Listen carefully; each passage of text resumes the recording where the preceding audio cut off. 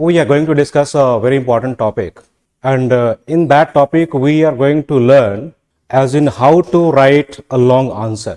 और उस सिलसिले में आपको बताऊंगा कि पहले टॉपिक के अंदर पढ़ना क्या है और उसको पढ़ने के बाद उसका इस्तेमाल कैसे करेंगे हम लोग। ठीक है, तो चाहे अपनी ज़िंदगी में आप एलएलबी के पेपर लिखने जा रहे हो या आप जुडिशरी के मेंस का आंसर लिखने जा रहे हो, तो आप दोनों लोगों को ये वीडियो जो है बहुत ही फ़ायदा करेगा, आपके लिए बहुत ही बेनिफिशियल रहेगा। आओ देखते हैं। जैसे कि मैं अक्सर देखता हूँ कि एलएलबी के सिलेबस में फैमिली लॉ एक सब्जेक्ट रहता है आपके पास, और family law judicial services exam में भी कई स्टेट्स के अंदर सिलेबस का हिस्सा है। तो आओ देखते हैं। मैंने एग्जाम्पल के तौर पर दिया है आपको आज हिंदू मैरिज एक्ट, और हिंदू मैरिज एक्ट के अंदर एक सवाल आपके दिमाग में हमेशा आता है कि हिंदू कौन है। क्योंकि हिंदू लॉ की अगर बात करते हैं तो हिंदू लॉ कोडिफाइड भी है और अनकोडिफाइड भी है, लेकिन जहां तक कोडिफाइड हिंदू लॉ का सवाल है तो उसमें बहुत सारे एक्ट्स पढ़ते हैं हम लोग। जैसे एग्जाम्पल के तौर पर अगर मैं बोलूं कि Hindu marriage act 1955, Hindu marriage act 1955, वैसे ही अगर मैं आपसे बोलूं कि हामा एक्ट है, हामा है और HMGA है, तो ये मेजर 4 एक्ट्स हैं जो हम लोग हिंदू कोडिफाइड लॉ के तहत पढ़ते हैं। ठीक है, तो आपके सिलेबस में जो भी हिस्सा हो, ठीक है, लेकिन अगर शुरुआत करने की बात है तो शुरुआती दौर में आपको बताना चाहता हूं कि हिंदू कौन है, क्योंकि इसके ऊपर भी कई बार आपसे सवाल पूछा गया है कि हु इज़ अ हिंदू, और ये सवाल जो है अक्सर मैं देखता हूं कि आप 10 नंबर का आता है, और नहीं तो कई बार ये 15 नंबर में भी सवाल आया हुआ है। ठीक है, तो हिंदू कौन है, अगर ये बात हम लोग समझ लेंगे तो आगे की जो बातें हैं वो हमें आसानी से समझ में आ जाएंगी। तो हिंदू कौन है उसको समझने के लिए हमारे पास अलग अलग एक्ट्स के अंदर प्रोविजंस हैं, लेकिन स्टार्ट करने के लिए अगर मैं बोलूं कि सेक्शन 2 हिंदू मैरिज एक्ट का 1955 का, इसके अंदर बताया गया है कि who is a Hindu, who is a Hindu. और जैसे ही हम लोग समझ पाएंगे कि हिंदू कौन है, हम लोग हिंदू लॉज के ऊपर अप्लाई कर देंगे। ठीक है, तो हालांकि ये सेक्शन बहुत ही टेक्निकल है, तो मैं चाहता हूं कि आप सभी लोग थोड़ा सा कंसंट्रेशन लेवल अपना हाई रखें और पूरे फोकस और तन्मयता के साथ इस वीडियो को देखें। ठीक है, क्योंकि शुरुआत यहीं से होने वाली है आपकी। ठीक है, तो फैमिली लॉ के अंदर तो हिंदू लॉ ही पढ़ना होगा आपको और मुस्लिम लॉ ही पढ़ना होगा आपको, लेकिन आज की बात हम लोग शुरुआत कर रहे हैं किसके साथ, हिंदू लॉ के साथ, और हिंदू लॉ में भी हिंदू मैरिज एक्ट के सेक्शन नंबर 2 के साथ। और उद्देश्य क्या है, पर्पस क्या है? पर्पस ये है कि हिंदू कौन है ये समझना है हम लोगों को। ठीक है, आओ देखते हैं। तो सेक्शन 2 की बात अगर हम लोग करेंगे तो देखोगे, जब भी पढ़ना अपने पास बेयर एक्ट लेके पढ़ना। ठीक है, सेक्शन 2 की बात हम लोग करेंगे तो सेक्शन 2 के क्लॉज 1 के अंदर सब क्लॉज A है, B है और C है। अगर मैं ऐसे लिखना चाहूं कि सेक्शन 2(1)A, फिर मैं लिखना चाहूं 2(1)B, फिर मैं लिखना चाहूं 2(1)C, इसमें कोई गलत बात नहीं है। ठीक है, तो ये बातें जो मैंने ली हैं आपके बेयर एक्ट के सेक्शन नंबर 2 से लिया है, और वहां जाके आप भी देख सकते हैं कि कौन कौन सी बातें लिखी गई हैं। तो 2(1)A में जब जाओगे आप तो आपको पता चलेगा कि ये बताता है कि हिंदू बाई रिलीजन वो कौन से लोग हैं जिनको हम लोग बोलते हैं क्या, हिंदू बाई रिलीजन। यहां पे समझ में आएगा क्या, हिंदू बाई रिलीजन। ठीक है, क्योंकि हिंदू बाई रिलीजन भी हो सकता है इंसान, और हिंदू बाई बर्थ भी हो सकता है इंसान। ठीक है, तो हिंदू फैमिली में अगर कोई भी इंसान जन्म लेता है, उसका बर्थ होता है, और दोनों पेरेंट्स अगर हिंदू हैं उसके, तो वो भी हिंदू हो जाएगा। एक और कंडीशन है कि अगर हिंदू फैमिली में अगर किसी बच्चे का बर्थ होता है और दोनों पेरेंट्स में से या तो फादर या मदर एक हिंदू है, और उस बच्चे की परवरिश जो है, उस बच्चे का जो ब्रिंगिंग अप है वो हिंदू पेरेंट के हिसाब से हुआ हो, तो उस बच्चे को भी हम लोग बोलेंगे क्या, हिंदू बोल देंगे। ठीक है, तो हिंदू बाय बर्थ और हिंदू बाय रिलीजन ये 2 तरीके के हिंदूज हैं, लेकिन सेक्शन 2 के क्लॉज 1 के अंदर सब क्लॉज ए जो है हमें ये बताता है कि हिंदू बाय रिलीजन कौन होगा। आपको देखना होगा वहां जाके, और 2(1)(b) के अंदर आप जाओगे तो आपको ये समझ में आएगा कि यहाँ पे कौन कौन से लोग हैं। यहाँ पे जैसे पढ़ोगे आप कि Buddhist, Jain, Sikh bye religion, तो 3 तरीके के लोगों का जिक्र यहाँ पर है। कौन कौन से लोग हैं? बुद्धिस्ट, जैन, बुद्धिस्ट को मैं बी लिख रहा हूं, जैन को मैं जे लिख रहा हूं, और सिख को मैं एस लिख रहा हूं, एस। ठीक है, और शॉर्ट फॉर्म बनाना चाहते हो तो इसको बोल दो BJS, और BJS को बिहार जुडिशियल सर्विस भी कहते हैं हम लोग। ठीक है, तो BJS जो कैटेगरी है 3, जो लोग सिख धर्म को मानते होंगे, जो लोग जैनिज्म को मानते होंगे, और जो लोग बुद्धिज्म को भी मानते होंगे। तो बाय रिलीजन तो बुद्धिस्ट बुद्धिस्ट है, बाय रिलीजन तो जैन जैन है, बाय रिलीजन सिख तो सिख है। मतलब कि बाय रिलीजन ये लोग हिंदू नहीं है। बाय रिलीजन क्या है? ये लोग सिख सिख है, बुद्धिस्ट बुद्धिस्ट है, और जो जैन है वो जैन है। लेकिन फिर भी हम लोग सेक्शन 2 को पढ़ेंगे तो सेक्शन 2 के अंदर और आगे बढ़ने के बाद हमें मालूम होगा कि इन लोगों के ऊपर भी हम लोग हिंदू लॉ अप्लाई करेंगे। ठीक है, तो ये लोग हिंदू बाय रिलीजन नहीं है, हिंदू बाय रिलीजन नहीं है, बट फिर भी इनके ऊपर हम लोग हिंदू लॉ अप्लाई करेंगे। तो दोनों बातों में अंतर है।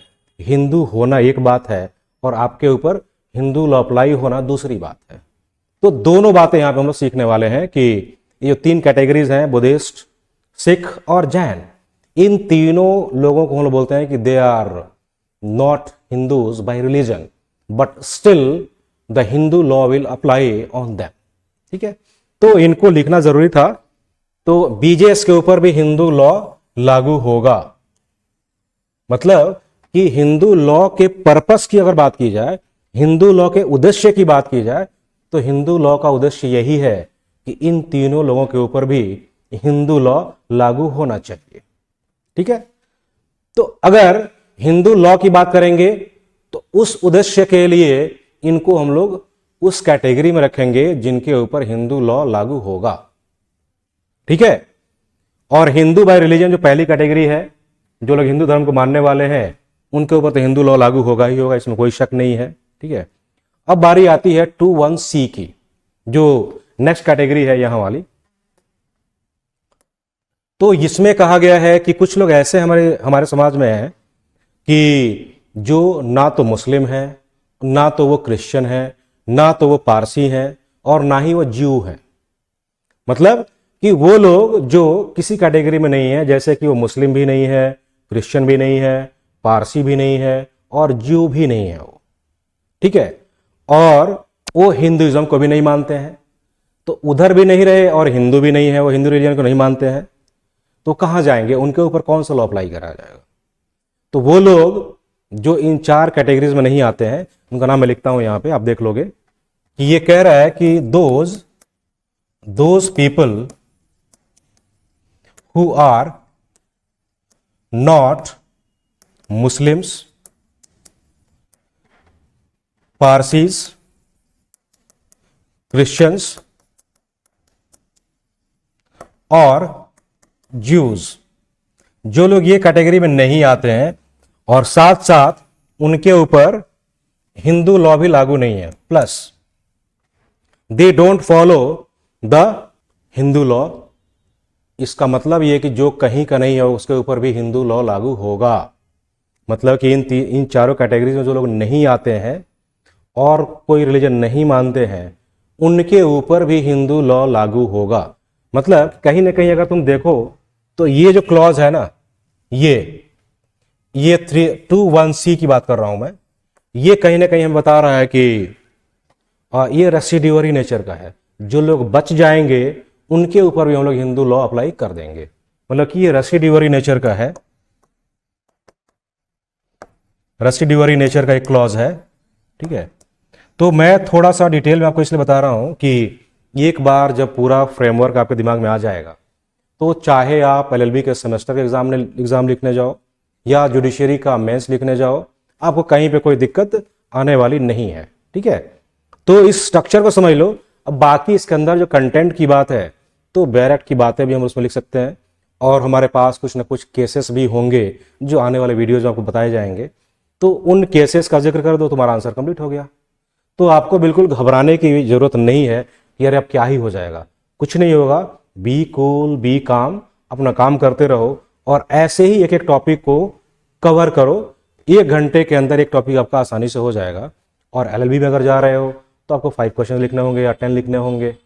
तो कहीं से भी आपकी तैयारी मुश्किल में नहीं पड़ेगी, आपकी तैयारी बहुत ही आसानी से मैं करवा दूंगा। ठीक है, अब बारी आती है कि मान लो कि ये लोग जो मुस्लिम भी नहीं है, जो पारसी भी नहीं है, जो क्रिश्चियंस भी नहीं है, जो ज्यूज भी नहीं है, तो कहाँ जाएंगे? उनके ऊपर भी हिंदू लॉ अप्लाई होगा। ठीक है, अब बात आती है कि इस कैटेगरी में आते कौन है। ठीक है, तो एक कैटेगरी है, जैसे कुछ लोग ऐसे हैं जो किसी धर्म को नहीं मानते हैं। अगर आपने सुना होगा कि जो कहीं का नहीं है वो किस में आएगा, उनको बोलते हैं हम लोग क्या, नास्तिक बोलते हैं हिंदी में, और इंग्लिश में क्या बोलते हैं, एथिस्ट। उनको बोलते हैं क्या हम लोग, उनको हम लोग एथिस्ट बोलते हैं, और हिंदी में उनको बोलते हैं नास्तिक। मतलब कि ऐसा व्यक्ति जिसका किसी भी धर्म में विश्वास नहीं है, वो आदमी किसी भी रिलीजन को फॉलो नहीं करता है, तो उसके ऊपर भी हम लोग हिंदू लॉ अप्लाई कर देंगे। ठीक है, तो कहीं ना कहीं हिंदू लॉ के दायरे को बढ़ाने का एक फिलॉसफी हमें यहां पे नजर आ रहा है। ठीक है, कि ज्यादा से ज्यादा हम लोग ऐसे हैं जिनके ऊपर हम लोग हिंदू लॉ अप्लाई करने जा रहे हैं। ठीक है, अब मान लो कि एक इंसान ऐसा है जिसका विश्वास किसी भी धर्म में नहीं है, और उसको हम लोग कह रहे हैं क्या, एथिस्ट। और इसके बिल्कुल ऑपोजिट एक ऐसा इंसान है जिसका विश्वास हर धर्म पे है, हर धर्म पे है, he believes in every religion. तो ऐसे इंसान को क्या बोलेंगे, the believer of all the faiths. ठीक है, एक ऐसा इंसान जो हर धर्मों में विश्वास रखता है, बिलीवर ऑफ ऑल फेथ्स। तो भले ही आप धर्म के नाम पे किसी भी सभी धर्मों में विश्वास रखिए, आपको कोई रोकने नहीं जा रहा है, लेकिन जब हिंदू लॉ की बात आएगी तो आपके ऊपर हिंदू लॉ ही अप्लाई किया जाएगा। ठीक है, इसका मतलब कहीं ना कहीं कि जो लोग बच गए थे, कहां से, वो मुस्लिम भी नहीं थे, क्रिश्चियंस भी नहीं थे, ज्यूज भी नहीं थे, और पारसी भी नहीं थे, उनके ऊपर भी हिंदू लॉ लगाया जाएगा। और कहीं तुम देखोगे कि ये तो रहा सेक्शन 2 का क्लॉज 1। तो क्लॉज 1 की अगर बात करें हम, तो क्लॉज 1 के माध्यम से हम लोग क्या सीख रहे हैं। क्लॉज 1 जो है सेक्शन नंबर 2 का, हमें ये बता रहा है कि जितने भी कैटेगरीज हैं, लोगों की कैटेगरीज ऑफ पीपल, जिनके ऊपर हम लोग हिंदू लॉ अप्लाई करने जा रहे हैं। ठीक है, तो अगर एक सेंटेंस लिख दिया जाए कि सेक्शन 2 क्लॉज 1, सेक्शन 2 क्लॉज 1 ये जो है हमें क्या बताता है, it tells us about the categories of people, categories of people on whom the Hindu law applies। ये वो लोग हैं जिनके ऊपर हिंदू लॉ अप्लाई होता है। ठीक है, अब बारी है कि इसके बाद अगर तुम देखो तो सेक्शन 2 के ही क्लॉज नंबर 2 में आप जब जाते हो तो वहां पे क्या बात लिखी गई है, सेक्शन 2 के क्लॉज 2 में, सेक्शन 2 के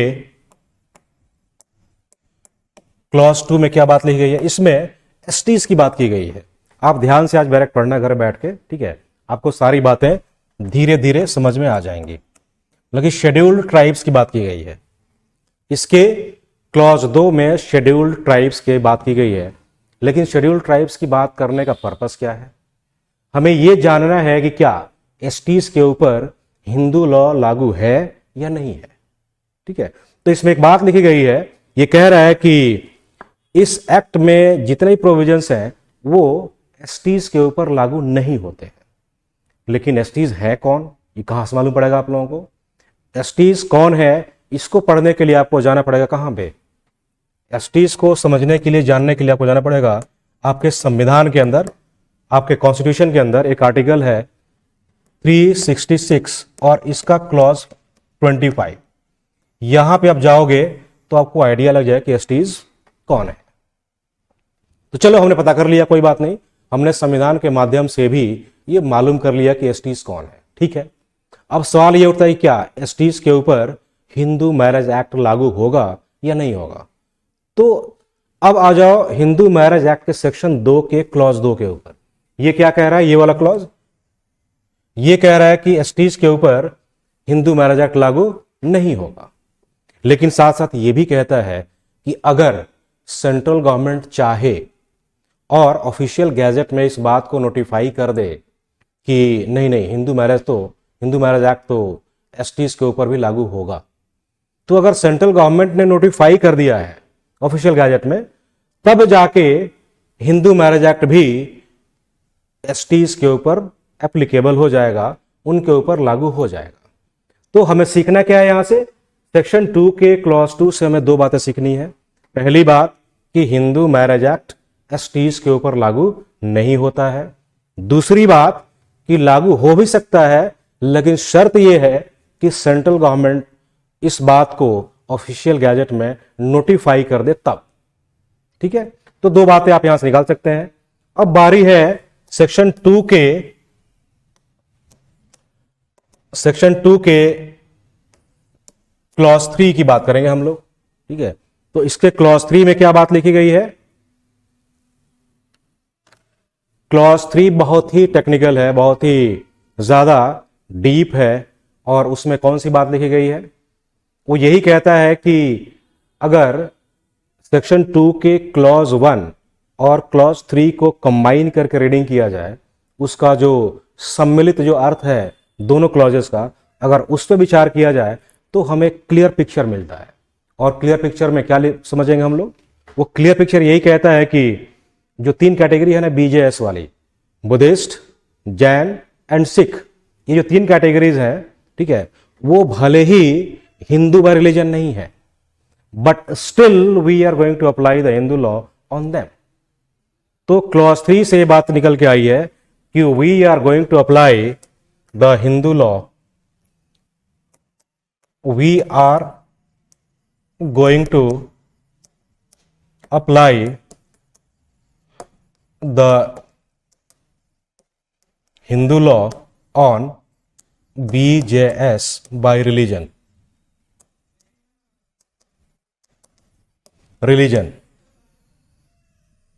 ठीक है, हिंदू बाई रिलीजन। इसका मतलब कि सिख भले ही धर्म के तहत सिख है, लेकिन उसके ऊपर भी हिंदू लॉ अप्लाई होगा। जैन भले ही अपने धर्म के हिसाब से जैन है, लेकिन उसके ऊपर भी हिंदू लॉ अप्लाई होगा। वैसे ही जो बुद्धिस्ट है अपने धर्म के हिसाब से वो बुद्धिस्ट है, लेकिन उसके ऊपर भी हिंदू लॉ अप्लाई होगा। ये बिल्कुल क्लियर है। और ये मैसेज जो निकल के आया है, अगर सेक्शन 2 की सारी बातें आप ऐसे ही सिलसिलेवार ढंग से अच्छे सीक्वेंस के साथ ये तमाम बातें अगर आप लिखते हो, तो मुझे लगता है कि आपका 15 नंबर का क्वेश्चन यहां से इजीली टैकल हो जाएगा। आपको सोचने की जरूरत बिल्कुल ही नहीं है। ठीक है, तो मुझे लगता है कि अगर आप सवाल किया जाए कि who is a Hindu question mark, और उसका सेकेंड पार्ट कि does the Hindu law apply on atheist question mark again, explain and illustrate, तो ये आपका एक लॉन्ग क्वेश्चन हो जाएगा। और उस लॉन्ग क्वेश्चन का आंसर आप इस स्ट्रक्चर के साथ बिल्कुल अच्छे ढंग से आप अपने शब्दों में लिख सकते हैं। कम से कम 4-5 पेजेस तो आसानी से आप लिख सकते हैं। ठीक है, अब यही मेथड और यही अप्रोच आपको आगे भी अपनाना होगा। और इसके बाद 1-2 क्वेश्चंस मैं और लेके आऊंगा अपने नेक्स्ट वीडियोस के अंदर, जिसमें बताऊंगा आपको क्या कि जैसे हिंदू लॉ के सोर्सेस क्या हैं, क्योंकि आपके एग्जामिनेशन में यहां से भी क्वेश्चन आता है। ठीक है, तो शुरुआत करने के लिए इस वीडियो को 1 बार नहीं, 2 बार नहीं, 3 बार नहीं, आपको जब तक समझ में नहीं आती हैं बातें कि वो कौन कौन से लोग हैं जिनके ऊपर हिंदू लॉ अप्लाई होता है, ये वीडियो आप देखें। ठीक है, और जैसे ही आपको ये बातें बिल्कुल दिमाग में बैठ जाएंगी, इसके बाद की जो चीजें हैं हिंदू लॉ के अंदर, उनको समझना बहुत ही आसान हो जाएगा। ठीक है, तो पहले आप इस वीडियो को 2-3 बार देखें। खासकर वो लोग जो LLB में नए नए आए हैं, उनको मैं रिपीट करना चाहूंगा कि आपको तो कम से कम 2-3 बार इस वीडियो को देखना ही चाहिए, ताकि आपके अंदर एक अप्रोच जो है, चीजों को समझने की जो समझ है, वो समझ बिल्डअप हो आपके अंदर। ठीक है, ताकि ये अप्रोच, ये जो टेंडेंसी है, जो एटीट्यूड है, ये आपको आगे भी हेल्प करे, आपके काम में आए आगे चल के भी। क्योंकि इसके बाद हो सकता है कि आप लिटिगेशन में चले जाएं, वकील बन जाए अच्छे से, या ये भी संभव है कि आप जुडिशरी के एग्जाम लिखने चले जाएं। तो आप अपने जीवन में कहीं भी जाइएगा, ये चीज़ें आपको मदद करेंगी। ठीक है, तो आज 15 नंबर क्वेश्चन आपके सामने मैंने बताया, और इसको इसी तरीके से लिखना है जैसे मैंने फ्लो चार्ट बनाया। फ्लो चार्ट बना दो अपने आंसर शीट में, और हर कंपोनेंट को एक छोटे से हेडिंग दे के साथ उसका डिटेल्स लिख दो, और इन्हीं कंपोनेंट्स को पूरा करते करते आपके 4-5 पेजेस आसानी से भर जाएंगे और आपका आंसर भी तैयार हो जाएगा। ठीक है, thank you so much. Wait for the next video. I will see you guys in the next video. Thank you.